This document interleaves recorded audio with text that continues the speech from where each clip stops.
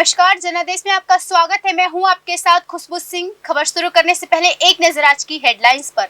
Headline के प्रायोजक है सुशीला चैरिटेबल ट्रस्ट, जहां लोक हित और विकलांग लोगों की सहायता करना ही है कर्म, जिसका एक ही नारा जनहित में योगदान कराना।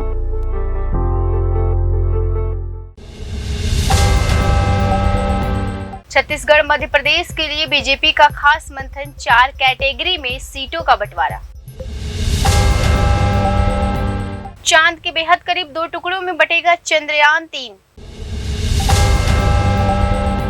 मणिपुर में सुरक्षा बलों ने तेज किया ऑपरेशन, उग्रवादियों के बंकर तबाह, बरामद किए लूटे हुए हथियार। भतीजे अजीत पवार के साथ मुलाकात, फिर चेतावनी, सस्पेंस वाली राजनीति के खिलाड़ी है शरद पवार। बुलेट ट्रेन की रफ्तार से सनी देओल की गदर 2 ने पार की 250 करोड़ का आंकड़ा, देखती रह गई OMG 2। 20,000 करोड़ के 5 फ्लीट सपोर्ट शिप बढ़ाएंगे इंडियन नेवी की ताकत, केंद्र सरकार ने दी मंजूरी। भारत माता को लेकर बीजेपी और कांग्रेस के बीच मची होड़, 2024 में भुनाने की तैयारी। सब पहले हिंदू थे, कन्वर्ट होकर मुसलमान बने, कश्मीर की धरती पर गुलाम नबी आजाद का बयान। ये थी अभी तक की बड़ी और अहम खबरें। अब समाचार विस्तार से। छत्तीसगढ़ मध्य प्रदेश के लिए बीजेपी का खास मंथन, इन 4 कैटेगरियों में सीटों का बंटवारा। केंद्रीय चुनाव समिति की बैठक में बीजेपी के शीर्ष नेताओं ने छत्तीसगढ़ और मध्य प्रदेश की विधानसभा सीट पर गंभीर मंथन किए। खास तौर से छत्तीसगढ़ की सभी यानी 90 सीटों पर विचार किया गया। जीत हासिल करने की राजनीति भी बनाई गई। मध्य प्रदेश और छत्तीसगढ़ में आगामी विधानसभा चुनाव के मद्देनजर बीजेपी ने कमर कस लिया है। बुधवार को केंद्रीय चुनाव समिति की करीब 4 घंटे तक बैठक चली, जिसमें मध्य प्रदेश और छत्तीसगढ़ की विधानसभा की सीटों पर चर्चा हुई। 4 घंटे के मंथन के बाद छत्तीसगढ़ की सीटों को 4 श्रेणियों में बांटा गया। इस बैठक में CEC के सभी 15 सदस्य मौजूद थे। यहाँ सबसे पहले छत्तीसगढ़ के बारे में बात किया गया है। छत्तीसगढ़ में विधानसभा की कुल 90 सीटें हैं और उन्हें 4 कैटेगरी A, B, C और D में रखा गया है। A कैटेगरी में उन सीटों को शामिल किया गया है जहां पार्टी को हर दफा जीत हासिल हुई है। B कैटेगरी में उन सीटों को रखा गया है जहां पार्टी को हार और जीत दोनों मिली है। C की बात करें तो C कैटेगरी में उन सीटों को शामिल किया गया है जहां पार्टी कमजोर है, और अंतिम कैटेगरी यानी कि D में वो सीटें हैं जिन पर बीजेपी को कभी जीत हासिल नहीं हुई। बताया जा रहा है कि B और C कैटेगरी की सीटों पर CEC से गंभीर मंथन किया गया है। इन दोनों श्रेणी में 22 सीटें हैं। इसके अलावा D कैटेगरी में 5 सीटें हैं। करीब 2 घंटे छत्तीसगढ़ की सीटों पर चर्चा की गई। खास तौर से कमजोर सीटों पर किस तरह से चुनावी प्रचार और अन्य तरीकों को जमीन पर उतारा जाए, चर्चा पर खास केंद्र रहा। बताया जा रहा है कि जिन सीटों पर बीजेपी कमजोर है उन पर पार्टी नई उम्मीदवारों को मौका दे सकती है। छत्तीसगढ़ के साथ साथ मध्य प्रदेश पर भी चर्चा किया गया। मध्य प्रदेश में CM शिवराज सिंह चौहान के चेहरे पर लड़ाई को आगे बढ़ाया जाएगा। इस वर्ष के अंत में राजस्थान, छत्तीसगढ़, मध्य प्रदेश, मिजोरम और तेलंगाना में चुनाव होने हैं और बीजेपी सिर्फ मध्य प्रदेश में सत्ता में है। चांद के बेहद करीब 2 टुकड़ों में बटेगा चंद्रयान 3। इसके पीछे की साइंस समझे। चांद की सतह पर उतरने के लिए अब 6 दिन का समय बचा है। इन सब के बीच प्रोपल्शन मॉड्यूल और विक्रम लैंडर को एक दूसरे से अलग करने की प्रक्रिया 17 अगस्त यानी आज के दिन से शुरू किया जाएगा और ये 23 अगस्त तक किया जाएगा। चंद्रयान 3 के लिए गुरुवार 17 अगस्त यानी आज के दिन बेहद महत्वपूर्ण है। चंद्रयान 2 हिस्सों में बंट जाएगा। 17 अगस्त यानी आज के दिन 1 बजे के करीब प्रोपल्शन मॉड्यूल और लैंडर मॉड्यूल एक दूसरे से अलग होके चांद की कक्ष में चक्कर लगाएंगे। यहाँ आपके मन में सवाल कौंध रहा होगा कि इसका मतलब क्या है। जब प्रोपल्शन मॉड्यूल और विक्रम लैंडर से अलग होगा तो आगे का सफर लैंडर कैसे तय करेगा। 17 अगस्त को दोनों मॉड्यूल अलग अलग होने के बाद 100 किलोमीटर की आवर्ती में एक दूसरे से थोड़ी दूर बनाकर चांद पर चक्कर लगाएंगे। 18 और 20 अगस्त को विक्रम लैंडर की डीआईबिटिंग कराई जाएगी, यानी उसे कक्ष से निकाल कर चांद की सतह तक ले जाने की प्रक्रिया की शुरुआत होगी। 18 अगस्त को शाम 4 बजे के करीब आसपास 1 मिनट के लिए लैंडर को थ्रस्टर को ऑन करके सही दिशा में लाया जाएगा। यही प्रक्रिया 20 अगस्त को भी दोहराई जाएगी। उसके बाद चंद्रयान 3 को गोलाकार कक्ष में लाया जाएगा। अभी तक 4 चरण कामयाबी के साथ पूरे हो चुके हैं और 5वें चरण की प्रक्रिया शुरुआत आज से हो रही है। 20 अगस्त तक पूरी होगी। 23 अगस्त को शाम करीब 6 बजे लैंडर की सॉफ्ट लैंडिंग चांद की सतह पर कराई जाएगी। उस समय धूल उड़ने की संभावना अधिक है, लिहाजा धूल के छटने का इंतजार होगा। धूल के छटने के बाद लैंडर के पेट से प्रज्ञान रोवर बाहर आएगा। प्रज्ञान चांद की सतह पर चलेगा और इलाके का परीक्षण करेगा। इस प्रक्रिया से गुजरने के बाद प्रज्ञान विक्रम लैंडर को जानकारी देगा और विक्रम लैंडर चांद की सतह से करीब 100 किलोमीटर ऊपर चक्कर लगा रहे प्रोपेलम्स मॉड्यूल को जानकारी देगा। प्रोपेलम्स मॉड्यूल पूरी जानकारी को बेंगलुरु में इंडियन डीपी स्पेस नेटवर्क को भेजेगा। खास बात यह है कि जब प्रज्ञान रोवर चांद की सतह पर चलेगा तो वो भारत के तिरंगे और इसरो का लोगो नजर आएगा। मणिपुर में शांति स्थापित करने में जुड़े सुरक्षा बलों ने अपने ऑपरेशन तेज कर दिए हैं। सुरक्षा बलों ने कॉम्बिंग तेज करके उग्रवादियों के कई बंकर नष्ट कर दिए, साथ ही उनसे पुलिस के कई हथियार भी बरामद किए गए।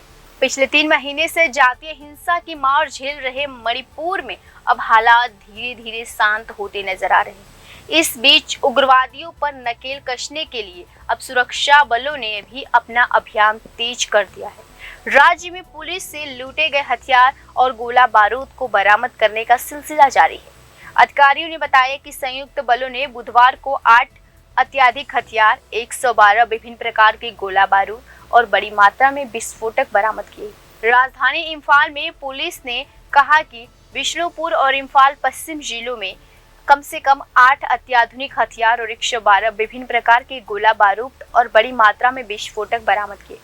यानी कि सुरक्षा बलों ने म्यांमार से सटे तेगनौपाल जिले में हमलावरों की ओर से बनाए गए 6 अवैध बंकरों पर भी बुलडोजर चलाया। पुलिस अधिकारियों के मुताबिक इस बंकरों का इस्तेमाल दूसरे जाति समूह पर हमले के लिए किया जाता है। रिपोर्ट के अनुसार अलग अलग जिलों में हमलावरों की ओर से रुक रुक कर गोलीबारी की जा रही है, लेकिन किसी हताहत होने की फिलहाल कोई सूचना नहीं है। पुलिस अधिकारियों ने कहा कि नारकोटिक्स और सीमा मामले के बीके कर्मियों ने इम्फाल पूर्वी जिले में कुछ दवाएं जब्त की है। इसके साथ ही स्मगलिंग में लगे कई लोगों को हिरासत में लिया गया है। पकड़े गए सभी लोग मणिपुर और असम के रहने वाले हैं। बताते चले कि राज्य में मैतेई समुदाय ने आदिवासी दर्जे की मांग की थी। इसके खिलाफ पहाड़ी में रहने वाले कुकी समुदाय ने 3 मई को रैली निकाली थी, जिसके बाद हिंसक भीड़ ने पहाड़ों में बसे मैतेई लोगों पर हमला बोल दिया। इस हिंसा में दर्जनों घर जला दिए, कई लोगों को मार दिया गया। इससे भड़के मैतेई समुदाय के लोगों ने बदले में कुकी समुदाय के लोगों पर हमले करने शुरू कर दिए। हालात संभालने के लिए केंद्र सरकार ने राज्य में 60,000 से ज्यादा सुरक्षा कर्मियों को तैनात कर रखा था। भतीजे अजित पवार के साथ मुलाकात, फिर चेतावनी। सस्पेंस वाली राजनीति के खिलाड़ी है शरद पवार।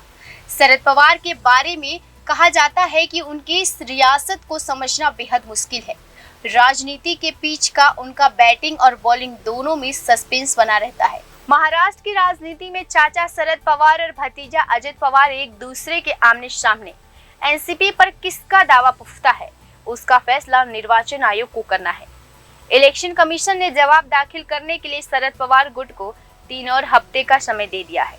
इन सबके बीच जब दोनों के बीच 3 बार मुलाकात हुई तो सियासी सरगर्मी बढ़ गई है। महाराष्ट्र कांग्रेस के एक कद्दावर नेता ने तो यहाँ तक कहा कि सीनियर पवार को बीजेपी की तरफ से ऑफर भी है, लेकिन सुप्रिया सुले ने सिर से नकार दिया। अब शरद पवार का कहना है कि अजित पवार उनके फोटो का इस्तेमाल नहीं कर सकते। गुरुवार को शरद पवार वीड में रैली करने वाले हैं। उससे पहले उन्होंने कहा कि अजित पवार उनके फोटो के इस्तेमाल को नहीं रोकेंगे तो वो अदालत का दरवाजा खटखटाएंगे। पवार ने साफ कर दिया कि अजित पवार को होर्डिंग से उनके फोटो के इस्तेमाल का अधिकार नहीं है। इसके साथ ही मोदी सरकार पर निशाना साधते हुए कहा कि देश में सामाजिक समरसता तो तहस नहस हो किया जा रहा है। यही ने ये भी कहा कि मोदी सरकार को मणिपुर की चिंता करने की जगह 2024 में दोबारा सत्ता में आना पहली प्राथमिकता है। पिछले शनिवार पुणे में दोनों पवार के बीच मुलाकात के बाद राजनीति सरगर्मी बढ़ गई थी। इस तरह की मुलाकात के बाद महाविकास आघाड़ी के घटक दलों कांग्रेस और शिवसेना उद्धव ठाकरे के गुट सामने असमंजस की स्थिति बनने की मीटिंग का मकसद क्या है। कांग्रेस ने खुलेआम नाराजगी भी जाहिर की। पवार के इस बयान को सार्वजनिक तौर उनकी स्थिति पर नजरिया स्पष्ट करते हुए देखा जा रहा। शरद पवार ने पीएम मोदी के स्वतंत्रता दिवस पर दिए गए भाषण का भी जिक्र करते हुए कहा कि उन्हें लगा कि वो मणिपुर के मुद्दे पर बोलेंगे, लेकिन ऐसा लगता है कि उनको देवेंद्र फडणवीस से मार्गदर्शन प्राप्त हुआ है। देवेंद्र फडणवीस ने 2019 में चुनाव में पहले कहा था कि वो दोबारा राज्य में सीएम बनेंगे। फडणवीस दोबारा सत्ता में आए, लेकिन नंबर 2 की हैसियत पर। मोदी की दोबारा वापसी पर पवार ने कहा कि वो भले ही एक बार फिर सरकार में आने की बात कर रहे हैं, सच तो ये है कि जनता ने उनकी विदाई का मन बना लिया है। बुलेट की रफ्तार से सनी देओल के गदर 2 ने पार किया 250 करोड़ का आंकड़ा। गदर 2 ने फिल्म की रफ्तार बॉक्स ऑफिस पर लगातार बढ़ती जा रही है। इस फिल्म में सनी देओल की जबरदस्त परफॉर्मेंस ने महज 6 दिन में 250 करोड़ का आंकड़ा पार कर लिया है। इसके साथ ही अक्षय कुमार की OMG 2 ने भी बेहद कलेक्शन किए हैं। सनी देओल की फिल्म गदर 2 ने देश भर में तहलका मचा रखा है। इस फिल्म को रिलीज हुए 7 दिन हो चुके हैं। बीते 6 दिनों में कई सिनेमा घरों में ये फिल्म हाउसफुल जा रही है। 15 अगस्त के बाद फिल्म ने बुधवार को भी बेहतरीन कलेक्शन किया और 250 करोड़ के क्लब में शामिल होकर नया रिकॉर्ड बनाया। वहीं अक्षय कुमार की फिल्म OMG 2 के छठे दिन के कलेक्शन में भारी गिरावट देखी। स्वतंत्रता दिवस के बाद BK डेज में इस फिल्म के कलेक्शन में थोड़ी गिरावट हुई, लेकिन फिल्म फिर भी बेहतरीन आंकड़ा हासिल करने में कामयाब हुई। मीडिया रिपोर्ट्स के अनुसार इस फिल्म ने छठे दिन करीब 35.5 करोड़ का कलेक्शन किया। इस तरह से ये फिल्म महज 6 दिन में 250 करोड़ का आंकड़ा पार कर कुल कलेक्शन 261.5 करोड़ हो चुका है। इस फिल्म ने 250 करोड़ का आंकड़ा काफी तेजी से पार किया। बाकी दिनों में कलेक्शन की बात करें तो इस फिल्म ने कलेक्शन के आंकड़े जबरदस्त है। पहले दिन 40.10 करोड़ और दूसरे दिन 43.8 करोड़ का कलेक्शन किया। तीसरे दिन 51.70 और चौथे दिन 38.70 और पांचवें दिन की बात करें तो पांचवें दिन 55.40 करोड़ का कलेक्शन किया। वहीं मीडिया रिपोर्ट्स की माने तो अक्षय कुमार की फिल्म OMG 2 ने छठे दिन करीबन 7 करोड़ का कलेक्शन किया। इस तरह से 6 दिन में ये फिल्म कुल 89.27 करोड़ का कलेक्शन कर चुकी है। वैसे तो इस फिल्म के कलेक्शन में गिरावट है, लेकिन धीमी रफ्तार से ही सही, लेकिन इस फिल्म ने भी 100 करोड़ के आंकड़े को छूने में महज कुछ कदम ही दूर है।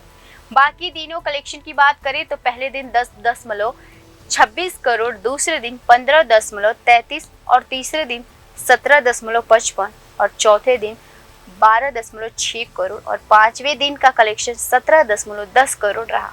20,000 करोड़ के 5 फ्लीट सपोर्ट शिप बढ़ाएंगे इंडियन नेवी की ताकत, केंद्र सरकार ने दी मंजूरी। इन फ्लीट सपोर्ट शिप का निर्माण मेक इन इंडिया के तहत रक्षा मंत्रालय के अधीन हिंदुस्तान शिपयार्ड लिमिटेड करेगा। हर जहाज का महज वजन 45 टन होगा। केंद्र सरकार ने भारतीय नौसेना की क्षमता को बढ़ावा देने के लिए बड़ा कदम उठाते हुए 20,000 करोड़ रुपए की रक्षा परियोजना को हरी झंडी दे दी है। रक्षा क्षेत्र में मेक इन इंडिया मिशन के प्रति अपनी प्रतिबद्धता के अनुरूप केंद्र सरकार ने भारतीय नौसेना के लिए 5 बेड़ा समर्थक जहाज के निर्माण को मंजूरी दे दी है। शीर्ष स्तर पर मंजूरी प्राप्त इस महत्वपूर्ण परियोजना की अनुमानित लागत लगभग 20,000 करोड़ रुपए है, जिसमें 5 उन्नत जहाजों का निर्माण किया जाना है। 5 जहाजों का निर्माण विशाखापट्टनम स्थित रक्षा मंत्रालय का हिंदुस्तान शिपयार्ड लिमिटेड करेगा। HLS को भारतीय नौसेना ने 5वां फ्लीट सपोर्ट जहाज के निर्माण के लिए नामांकित किया गया। हिंदुस्तान शिपयार्ड लिमिटेड को अगले 8 साल के अंदर इन जहाजों का निर्माण करने नेवी की दिए जाने का लक्ष्य रखा गया है। इनमें से हर जहाज का वजन लगभग 45,000 टन होगा। उच्च स्तरीय सूत्रों के हवाले के अनुसार लगभग 20,000 करोड़ रुपए की परियोजना को केंद्र सरकार ने 16 अगस्त को एक उच्च स्तरीय बैठक में अंतिम मंजूरी दी। 5 फ्लीट सपोर्ट जहाज का निर्माण HLS की ओर से भारतीय निजी क्षेत्र के छोटे और मध्यम उद्योगों के सहयोग से किया जाएगा।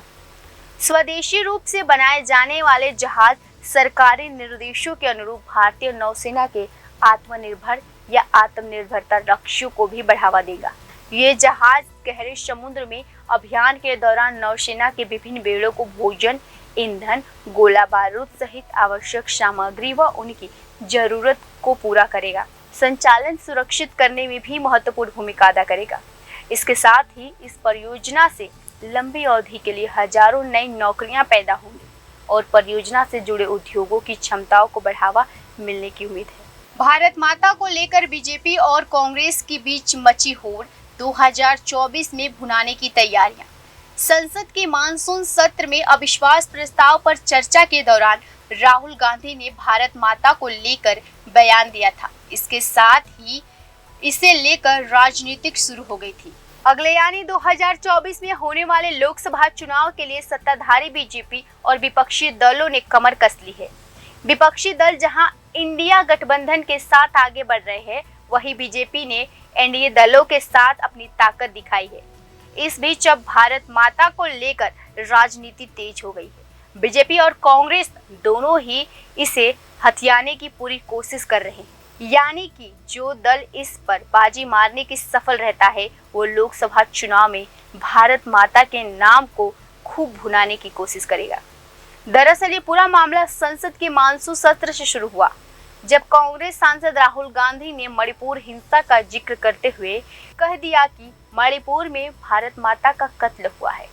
अयोग्यता पर सुप्रीम कोर्ट से राहत मिलने के बाद राहुल गांधी ने लोकसभा पहुंचे और अविश्वास प्रस्ताव की चर्चा में हिस्सा लिया। जब वो चर्चा के दूसरे दिन बोलने के लिए उठे तो उन्होंने मणिपुर में जातीय हिंसा को लेकर सरकार पर जमकर निशाना साधा। इस दौरान राहुल गांधी ने कहा कि मणिपुर में भारत माता की हत्या की गई है। उन्होंने कहा कि आज पूरे देश में केरोसिन फेंक रहे हो, फिर चाहे वो मणिपुर हो या फिर हरियाणा, आप पूरे देश में भारत माता की हत्या कर रहे हो। राहुल गांधी के इस बयान पर तुरंत बीजेपी की तरफ से पलटवार हुआ और संसद में स्मृति ईरानी समेत तमाम नेताओं ने इस पर बयान को लेकर राहुल गांधी को जमकर घेरा। संसदीय कार्यालय मंत्री प्रहलाद जोशी ने कहा कि कांग्रेस पीएम मोदी के नेतृत्व वाली सरकार में अब सरकार माता का नया नारा लगा रही है। ये एक अच्छा संकेत है। इसके बाद बारी प्रधानमंत्री नरेंद्र मोदी की थी, जिन्होंने अविश्वास प्रस्ताव पर चर्चा के आखिरी दिन अपना भाषण दिया। इस दौरान पीएम मोदी ने राहुल गांधी के बयान पर जवाब देते हुए कहा कि जब उन्होंने भारत माता की हत्या की बात कही तो विपक्षी सांसदों ने टेबल को थपथपाया। इसके बाद जब 15 अगस्त को लाल किले की प्राचीर से नरेंद्र मोदी बोल रहे थे, तब भी भारत माता का जिक्र किया गया। उन्होंने कहा, ये अमृतकाल हम सभी के लिए कर्तव्य का समय है। यह अमृतकाल हम सभी के लिए माँ भारती के लिए कुछ करने का काल है। अपने 90 मिनट के भाषण को खत्म करते हुए पीएम मोदी ने आखिरी में भारत माता की जय के नारे भी लगाए।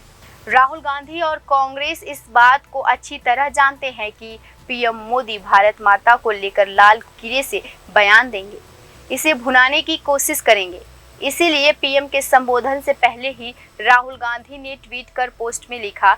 इस लंबे बयान में राहुल ने अपनी भारत जोड़ो यात्रा के बारे में विस्तार से बताया। इस बयान का टाइटल था, भारत माता हर भारतीय की आवाज है। राहुल ने अपनी यात्रा से जुड़े तमाम अनुभव साझा करने के बाद आखिर में लिखा कि भारत को सुनने के लिए मेरी आवाज, मेरी इच्छाओं और मेरी महत्वाकांक्षाओं को चुप होना होगा। भारत किसी अपने से बात करेगा, ये तभी होगा जब पूरी तरह से चुप और विनम्र हो। मैं नदी में वो चीज तलाश कर रहा था जो सिर्फ समुद्र में ही मिल सकती है। यानी भारत माता को लेकर शुरू हुई इस बहस ने पूरी तरह से राजनीति रूप ले लिया है और अब यह जुबानी जंग 2024 तक जारी रह सकती, क्योंकि भारत माता से देश के लगभग हर वर्ग के लोग भावनात्मक तौर से जुड़े हैं।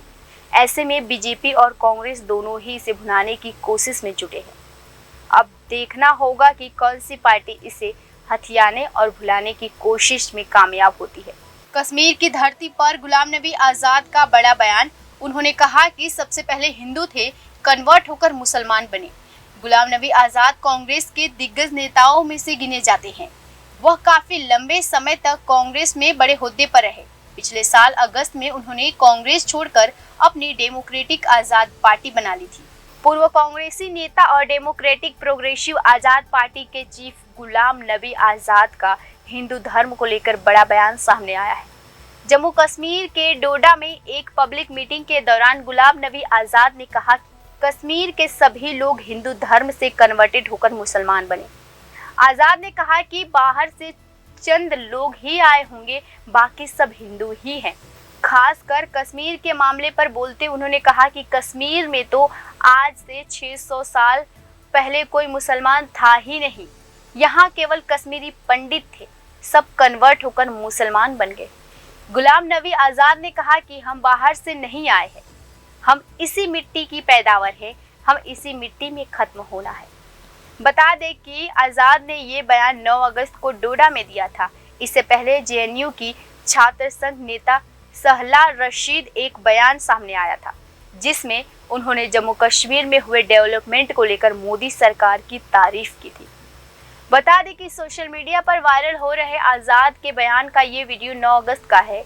वीडियो में आजाद कहते हैं कि हमने हिंदू मुसलमान मिल के राज्य को ब्राह्मण दलित कश्मीरी को जब मिल के सबने इस घर बनाया है, ये हमारा घर है, यहाँ कोई बाहर से नहीं आया, यही इस मिट्टी की पैदावार है, इस मिट्टी में खत्म होना है। मैं पार्लियामेंट में हूँ ना, बहुत सारी चीज़ें जो यहाँ आपको नहीं पहुँचती।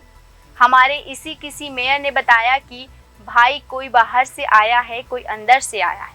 मैंने कहा देखो, अंदर बाहर से कोई नहीं आया। हमारे हिंदुस्तान में इस्लाम सिर्फ वैसे ही पूरा इस्लाम तो आया ही है 1500 साल पहले। हिंदू धर्म पुराना है, तो बाहर से आए होंगे 10-20, वो जब मुगलों के वक्त में उनकी फौज में थे। बाकी तो सब हिंदू से कन्वर्टेड हुए ही है। मुसलमान में हिंदुस्तान में, और उनकी मिसाल हमारे कश्मीर में है। आगे उन्होंने कहा कश्मीर में कौन था 6 साल पहले मुसलमान? सब कश्मीरी पंडित थे, सब इस्लाम बन गए, तो मैंने क्या, सब इसी धर्म में पैदा हुए। हमारे हिंदू भाई मरते हैं, वो जलते हैं, जलाते हैं, उसके बाद उनकी दरिया में डालते हैं। हमारे गांव में पानी हमारे पी जाते हैं, उसको बाद में कौन देखता है कि इसमें कहाँ लाश जली, आगे जाकर लोग पीते हैं। हमारे खेतों में खाते हैं तो आखिरी वो हमारे पेट में है। हमारा मुसलमान तो सबसे ज़्यादा जगह पकड़ता है, ज़मीन, हाँ वो बहुत ज़मीन पकड़ता है, तो भी इसी ज़मीन में जाता है। उसका मांस भी, उसकी हड्डियां भी इसी भारत माता की धरती का हिस्सा बन जाता है। कहाँ हिंदू कहाँ मुसलमान, हिंदू भी गया इसी में और मुसलमान भी गया इसी में।